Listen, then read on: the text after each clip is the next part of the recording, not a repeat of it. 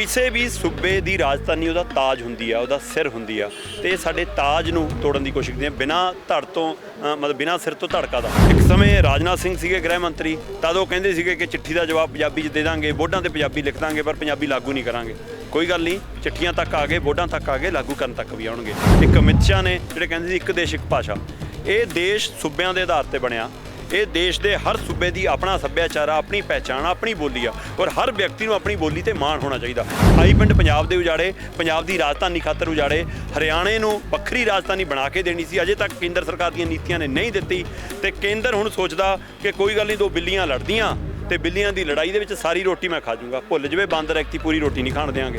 ਅਸੀਂ ਕਹਿੰਦੇ ਹਾਂ ਪੰਜਾਬ ਸਰਕਾਰ ਕਦੇ ਪੰਜਾਬ ਦੀ ਹੋਈ, ਪੰਜਾਬ ਸਰਕਾਰ ਕਦੇ ਮੋਦੀ ਅਮਿਤ ਸ਼ਾਹ ਦੀ ਹੈ, ਪੰਜਾਬ ਸਰਕਾਰ ਕਦੇ ਸੋਨੀਆ ਰਾਹੁਲ ਗਾਂਧੀ ਦੀ ਹੈ, ਤੇ ਹੁਣ ਵਾਲੀ ਪੰਜਾਬ ਸਰਕਾਰ ਕੇਜਰੀਵਾਲ ਦੀ ਹੈ। ਪੰਜਾਬ ਦੀ ਕਦੋਂ ਹੈ ਭਾਈ?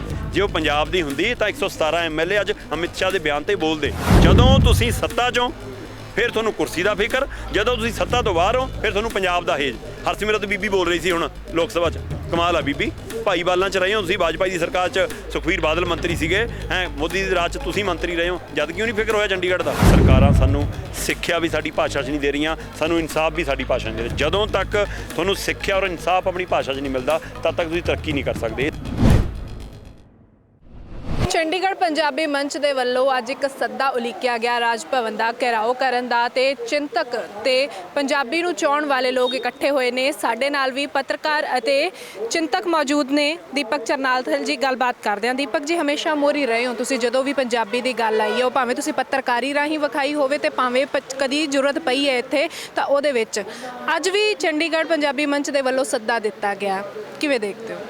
ਮੈਂ ਪੱਤਰਕਾਰ ਬਾਅਦ 'ਚੋਂ, ਪਹਿਲਾਂ ਮੈਂ ਪੰਜਾਬ ਦਾ ਪੁੱਤ ਹਾਂ, ਪੰਜਾਬੀ ਪੁੱਤ ਹਾਂ, ਇਸ ਲਈ ਮੇਰਾ ਫਰਜ਼ ਬਣਦਾ ਕਿ ਜਦੋਂ ਮੇਰੇ ਮਾਂ ਦੇ ਗਲਾਂ ਮੈਨੂੰ ਕੋਈ ਹੱਥ ਪਾਉਣ ਦੀ ਕੋਸ਼ਿਸ਼ ਕਰੇ, ਮੇਰੇ ਮਾਂ ਦੀ ਚੁੰਨੀ ਨੂੰ ਕੋਈ ਹੱਥ ਪਾਉਣ ਦੀ ਕੋਸ਼ਿਸ਼ ਕਰੇ, ਤਾਂ ਮੈਂ ਉਸ ਹੱਥ ਨੂੰ ਫੜ ਲਵਾਂ।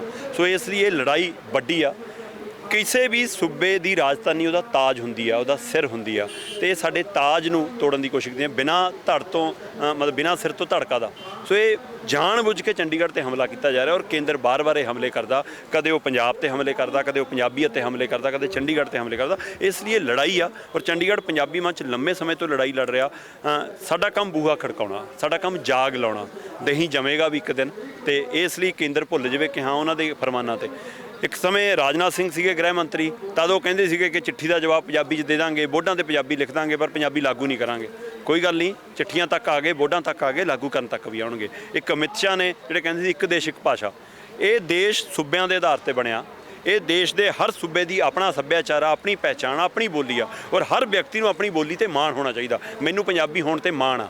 ਪੰਜਾਬੀ ਕਿਸੇ ਜਾਤ ਦੀ, ਕਿਸੇ ਧਰਮ ਦੀ, ਕਿਸੇ ਫਿਰਕੇ ਦੀ ਭਾਸ਼ਾ ਨਹੀਂ, ਜਾਂ ਕੋਈ ਵੀ ਮਾਂ ਬੋਲੀ ਕਿਸੇ ਜਾਤ ਧਰਮ ਦੀ ਭਾਸ਼ਾ ਨਹੀਂ ਹੁੰਦੀ, ਉਸ ਖਿੱਤੇ ਦੀ ਭਾਸ਼ਾ ਹੁੰਦੀ ਆ। ਔਰ ਇਹ ਖਿੱਤਾ ਪੰਜਾਬੀ ਸੀ। 28 ਪਿੰਡ ਪੰਜਾਬ ਦੇ ਉਜਾੜੇ, ਪੰਜਾਬ ਦੀ ਰਾਜਧਾਨੀ ਖਾਤਰ ਉਜਾੜੇ, ਹਰਿਆਣੇ ਨੂੰ ਵੱਖਰੀ ਰਾਜਧਾਨੀ ਬਣਾ ਕੇ ਦੇਣੀ ਸੀ, ਅਜੇ ਤੱਕ ਕੇਂਦਰ ਸਰਕਾਰ ਦੀਆਂ ਨੀਤੀਆਂ ਨੇ ਨਹੀਂ ਦਿੱਤੀ।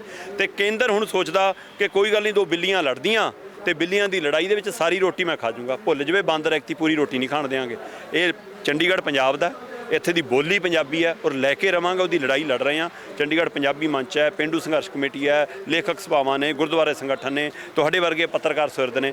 ਸੋ ਇਸ ਲਈ ਪੱਤਰਕਾਰ ਨਾਤੇ, ਪੰਜਾਬ ਦੇ ਪੁੱਤ ਨਾਤੇ, ਚਿੰਤਕ ਨਾਤੇ ਆਪਣਾ ਫਰਜ਼ ਬਣਦਾ ਕਿ ਆਪਾਂ ਲੜਾਈ ਲੜੀਏ ਔਰ ਜਿੱਤਣ ਤੱਕ ਜਾਵਾਂਗੇ।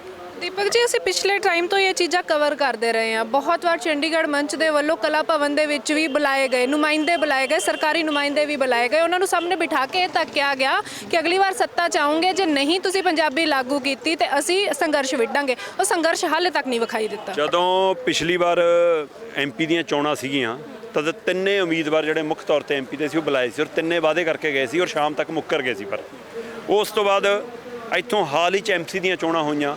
ਐਕਤੀ ਬਦਲਵੇਂ MC ਵੱਧ ਜਿੱਤ ਕੇ ਜਿੱਤੇ, ਜਿਨ੍ਹਾਂ 'ਚ ਪੰਜਾਬੀ ਮੂਲ ਦੇ ਬਹੁਤ ਨੇ, ਜਿਨ੍ਹਾਂ 'ਚ ਸਾਡੇ ਸਿੱਖ ਪਰਿਵਾਰਾਂ 'ਚੋਂ ਕਾਫੀ ਨੇ, ਪਰ ਉਹ ਵੀ ਕਦੇ ਹਰਾ ਨਾਰਾ ਵਾਰਦੇ ਮੈਂ ਨਹੀਂ ਸੁਣੇ। ਇਸੇ ਤਰ੍ਹਾਂ ਪੰਜਾਬ ਤੋਂ ਸਮੇਂ-ਸਮੇਂ ਅਕਾਲੀਆਂ ਦੇ, ਕਾਂਗਰਸੀਆਂ ਦੇ, BJP ਦੇ, ਹੋਰ ਪਾਰਟੀਆਂ ਦੇ ਨੁਮਾਇੰਦੇ ਰਾਜ ਸਭਾ 'ਚ ਔਰ ਲੋਕ ਸਭਾ ਜਾਂਦੇ ਨੇ। 13 ਲੋਕ ਸਭਾ ਮੈਂਬਰ ਪੰਜਾਬ ਤੋਂ ਜਾਂਦੇ ਨੇ, 7 ਰਾਜ ਸਭਾ ਜਾਂਦੇ ਨੇ। 20 ਦੇ 20 ਕੀ ਪੰਜਾਬ ਦੇ ਮਸਲੇ ਤੇ, ਕੀ ਚੰਡੀਗੜ੍ਹ ਦੇ ਮਸਲੇ ਤੇ, ਕੀ ਪਾਣੀਆਂ ਦੇ ਮਸਲੇ ਤੇ, ਕੀ ਪੰਜਾਬੀ ਬੋਲਦੇ ਖਿੱਤਿਆਂ ਦੇ ਮਸਲੇ ਤੇ ਕਦੇ ਇਕੱਠੇ ਹੋਏ ਨਹੀਂ ਹੋਏ। ਉਹ ਪਾਰਟੀਆਂ ਦੇ ਬਣ ਕੇ ਰਹਿੰਦੇ ਨੇ। ਪੰਜਾਬ ਸਰਕਾਰ, ਅਸੀਂ ਕਹਿੰਦੇ ਹਾਂ ਪੰਜਾਬ ਸਰਕਾਰ ਪੰਜਾਬ ਸਰਕਾਰ ਕਦੇ ਪੰਜਾਬ ਦੀ ਹੋਈ? ਪੰਜਾਬ ਸਰਕਾਰ ਕਦੇ ਮੋਦੀ ਅਮਿਤ ਸ਼ਾਹ ਦੀ ਹੈ, ਪੰਜਾਬ ਸਰਕਾਰ ਕਦੇ ਸੋਨੀਆ ਰਾਹੁਲ ਗਾਂਧੀ ਦੀ ਹੈ, ਤੇ ਹੁਣ ਵਾਲੀ ਪੰਜਾਬ ਸਰਕਾਰ ਕੇਜਰੀਵਾਲ ਦੀ ਹੈ। ਪੰਜਾਬ ਦੀ ਕਦੋਂ ਆ ਭਾਈ? ਜੇ ਉਹ ਪੰਜਾਬ ਦੀ ਹੁੰਦੀ ਤਾਂ 117 ਐਮਐਲਏ ਅੱਜ ਅਮਿਤ ਸ਼ਾਹ ਦੇ ਬਿਆਨ ਤੇ ਬੋਲਦੇ। 117 ਦੇ 17 ਨਹੀਂ ਬੋਲੇ, ਘੱਟੋ ਘੱਟ ਉਹ 92 ਤਾਂ ਬੋਲਦੇ ਜਿਹੜੇ ਲੋਕਾਂ ਨੇ ਬਦਲ ਕੇ ਲਿਆਂਦੇ ਨੇ ਕਿ ਭਾਈ ਤੁਸੀਂ ਆਮ ਲੋਕਾਂ ਦੇ ਨੁਮਾਇੰਦੇ ਹੋ। ਉਹ ਰਾਜ ਸਭਾ ਮੈਂਬਰ ਇੱਕ ਭੇਜਿਆ ਇਹਨਾਂ ਨੇ, ਮੇਰਾ ਖਿਆਲ ਉਹ ਰਾਘਵ ਚੱਡਾ, ਤੇ ਉਹਦੀ ਇੱਕ ਵੀਡੀਓ ਫੋਟੋ ਵਾਇਰਲ ਹੋ ਰਹੀ ਹੈ ਕਿ ਜੀ ਉਹ ਲਿਪਸਟਿਕ ਲਾ ਕੇ ਕੈਟਬੈਕ ਕਰਦਾ। ਚਲ ਉਹਦੇ ਬੁੱਲ ਤਾਂ ਲਿਪਸਟਿਕ ਕਰਕੇ ਜੁੜ ਗਏ ਹੋਣੇ, ਆਹ 117 ਐਮਐਲਏ ਦੇ ਬੁੱਲ ਤੇ ਕਿਹਨੇ ਚੇਪੀ ਲਾਈ ਆ ਜਾਂ ਕਿਹਨੇ ਜਿੱਪ ਲਾਈ ਹੈ? ਕਿਉਂ ਨਹੀਂ ਬੋਲਦੇ? ਘੱਟੋ ਘੱਟ ਪੰਜਾਬ ਦੇ ਐਮਐਲਏ ਨੂੰ ਇਸ ਮਸਲੇ ਤੇ ਬੋਲਣਾ ਚਾਹੀਦਾ ਸੀ, ਪਰ ਇਹਨਾਂ ਨੂੰ ਲੱਗਦਾ ਕਿ ਚੰਡੀਗੜ੍ਹ ਦੇ ਰਹਿੰਦੇ ਲੋਕਾਂ ਦੀ ਕਿਹੜਾ ਵੋਟ ਆ। ਇਹਨਾਂ ਨੂੰ ਹਰ ਗੱਲ ਵੋਟ ਨਾਲ ਦਿਖਦੀ ਆ, ਕੁਰਸੀਆਂ ਦੀ। ਜਦੋਂ ਤੁਸੀਂ ਸੱਤਾ 'ਚੋਂ ਫਿਰ ਤੁਹਾਨੂੰ ਕੁਰਸੀ ਦਾ ਫਿਕਰ, ਜਦੋਂ ਤੁਸੀਂ ਸੱਤਾ ਤੋਂ ਬਾਹਰ ਹੋ ਫਿਰ ਤੁਹਾਨੂੰ ਪੰਜਾਬ ਦਾ ਹੇਜ। ਹਰਸਿਮਰਤ ਬੀਬੀ ਬੋਲ ਰਹੀ ਸੀ ਹੁਣ ਲੋਕ ਸਭਾ 'ਚ, ਕਮਾਲ ਆ ਬੀਬੀ, ਭਾਈਵਾਲਾਂ 'ਚ ਰਹੇ ਹੋ ਤੁਸੀਂ, ਵਾਜਪਾਈ ਦੀ ਸਰਕਾਰ 'ਚ ਸੁਖਬੀਰ ਬਾਦਲ ਮੰਤਰੀ ਸੀਗੇ, ਮੋਦੀ ਦੀ ਰਾਜ 'ਚ ਤੁਸੀਂ ਮੰਤਰੀ ਰਹੇ ਹੋ, ਜਦ ਕਿਉਂ ਨਹੀਂ ਫਿਕਰ ਹੋਇਆ ਚੰਡੀਗੜ੍ਹ ਦਾ? ਜਦ ਕਿਉਂ ਨਹੀਂ ਬੋਲੇ? ਜਦ ਜ਼ਿਆਦਾ ਅਸਰ ਹੋਣਾ ਸੀ, ਪਰ ਜਦ ਕੁਰਸੀ ਦਾ ਫਿਕਰ ਸੀ। ਹੁਣ ਪੰਜਾਬ ਦਾ ਫਿਕਰ ਦਿਖਾਵਾ। ਸੋ ਇਸ ਲਈ ਜੇਕਰ ਸਾਡੇ ਨੁਮਾਇੰਦਿਆਂ ਨੇ, ਸਰਕਾਰਾਂ ਨੇ ਔਰ ਰਾਜਨੀਤਿਕ ਧਿਰਾਂ ਨੇ ਸਹੀ ਫੈਸਲਾ ਫੜਿਆ ਹੁੰਦਾ ਤਾਂ ਅੱਜ ਚੰਡੀਗੜ੍ਹ ਦੀ ਸਥਿਤੀ ਨਾ ਹੁੰਦੀ। ਇਸ ਲਈ ਲੋਕਾਂ ਨੂੰ ਲੜਾਈ ਲੜਨੀ ਪੈਣੀ ਔਰ ਲੋਕ ਲੜ ਰਹੇ ਨੇ। ਪੰਜਾਬੀ ਹਰ ਕਿਤੇ ਵਸਦੇ ਨੇ, ਪੂਰੀ ਦੁਨੀਆ ਦੇ ਵਿੱਚ ਵਸਦੇ ਨੇ, ਪਰ ਐਨਆਰਆਈ ਭਰਾ ਜਦੋਂ ਕੋਈ ਕੰਮ ਕਰਦੇ ਨੇ ਨਾ, ਬੜਾ ਛਾਤੀ ਹੈ ਜਿਹੜੀ ਸਾਡੀ ਚੌੜੀ ਹੋ ਜਾਂਦੀ ਹੈ। ਉੱਥੇ ਉਹਨਾਂ ਨੇ ਪੰਜਾਬੀ ਦਾ ਮਾਣ ਰੱਖਿਆ, ਬਾਣੇ ਦਾ ਮਾਣ ਰੱਖਿਆ, ਪਰ ਸਾਡੇ ਪੰਜਾਬੀਆਂ ਨੇ ਨਹੀਂ ਰੱਖਿਆ। ਕਿਵੇਂ ਦੇਖਦੇ ਹੋ? ਬਿਲਕੁਲ ਇਹ ਵੱਡੀ ਚਿੰਤਾ ਦੀ ਗੱਲ ਹੈ। ਤੁਸੀਂ ਕੈਨੇਡਾ ਜਾਓ ਤਾਂ ਉੱਥੇ ਜੀ ਆਇਆਂ ਨਾਲ ਸਵਾਗਤ ਹੁੰਦਾ, ਬੋਰਡਾਂ ਦੇ ਉੱਤੇ ਪੰਜਾਬੀ ਲਿਖੀ। ਸਾਡੇ ਉੱਥੇ ਪ੍ਰਧਾਨ ਮੰਤਰੀ ਦਾ ਉਮੀਦਵਾਰ ਬਣਦਾ ਪੰਜਾਬੀ। ਉੱਥੇ ਸਰਕਾਰਾਂ ਦੇ ਵਿੱਚ ਇੱਕ ਦੌਰ ਇਹ ਵੀ ਰਿਹਾ ਕੈਨੇਡਾ ਦੇ ਵਿੱਚ ਕਿ ਗ੍ਰਹਿ ਮੰਤਰੀ ਵੀ ਪੰਜਾਬੀ ਔਰ ਰੱਖਿਆ ਮੰਤਰੀ ਵੀ ਪੰਜਾਬੀ, ਐਡੇ ਸਭ ਤੋਂ ਦੋਏ ਉਹਦੇ। ਤੇ ਇੱਧਰ ਪੰਜਾਬ ਦੀ ਰਾਜਧਾਨੀ 'ਚ ਪੰਜਾਬੀ ਹੈ ਨਹੀਂ। ਸੋ ਇੱਥੋਂ ਹਿਸਾਬ ਲਾ ਲਓ ਕਿ ਕਿਵੇਂ ਸੰਵਿਧਾਨ ਨਾਲ ਖਿਲਵਾੜ ਹੁੰਦਾ। ਭਾਰਤੀ ਸੰਵਿਧਾਨ ਦੇ ਵਿੱਚ ਮੈਨੂੰ ਪੜ੍ਹ ਕੇ ਦੱਸ ਦਿਓ ਕਿ ਕਦੇ ਕਿਤੇ ਉੱਥੇ ਲਿਖਿਆ ਹੋਵੇ ਕਿ ਕਿਸੇ ਸੂਬੇ ਦੀ ਭਾਸ਼ਾ ਅੰਗਰੇਜ਼ੀ ਵੀ ਹੋ ਸਕਦੀ ਹੈ। ਪਹਿਲੀ ਗੱਲ ਤਾਂ ਇਹ ਸੂਬਾ ਨਹੀਂ ਆ, ਇਹ ਬਾਕੀ ਯੂਟੀਆਂ ਵਰਗੀ ਯੂਟੀ ਨਹੀਂ ਆ।